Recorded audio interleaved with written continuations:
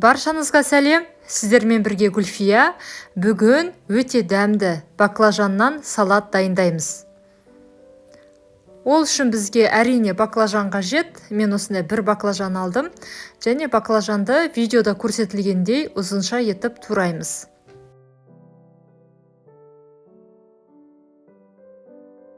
Баклажанды ірі етіп турай берсеңіздер болады, себебі біз барлық баклажанды қуырамыз.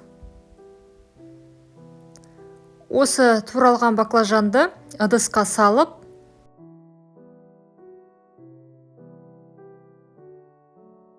үстіне кішкене тұз сеуіп, және суық су құйып қоямыз. Яғни суда 20-25 минут тұру керек, тұзды суда. Бетін жауып қоямыз. Мен осындай ыдыспен жауып қоям, барлығы суда тұру үшін баклажанның. Содан кейін қиярды тураймыз.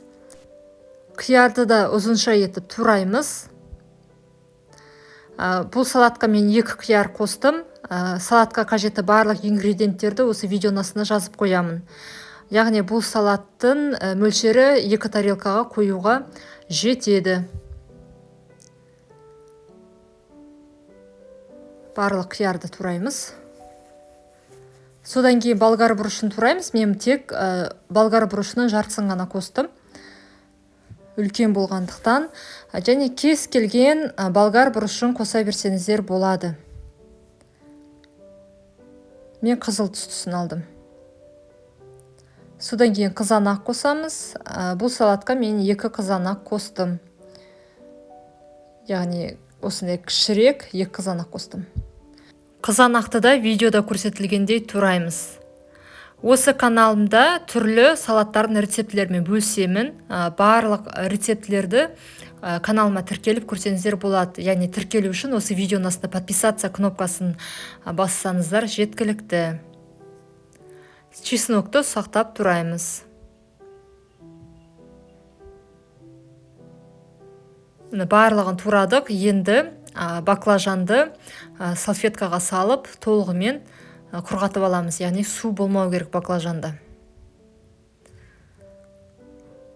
Су болмау керек, сондықтан жақсылап құрғатып аласыздар.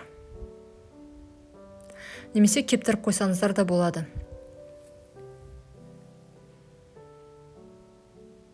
Дайын баклажанды табаға сұйық құйып, жақсылап қуырып аламыз. Тез қуырылады, жоғарғы отта қуырасыздар. Баклажанның 2 жағы да жақсылап қуырылуы қажет.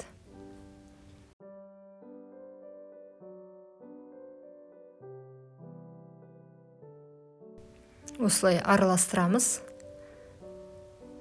Міне осылай баклажан қуырылу керек толығымен. Содан кейін алып тастаймыз.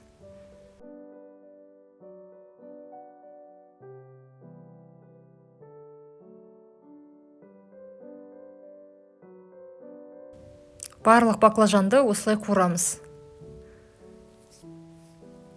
Мен аз мөлшерден салып жатырмын баклажанды, яғни біркелкі қуырылу үшін. Егер көп баклажан салсақ, езіліп кетуі мүмкін.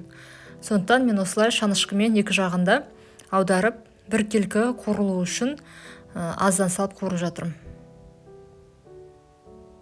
Барлық баклажан қуырылды. Енді бұл салатқа көк шөп қоссаңыздар болады. Мен яғни көк жуа қостым.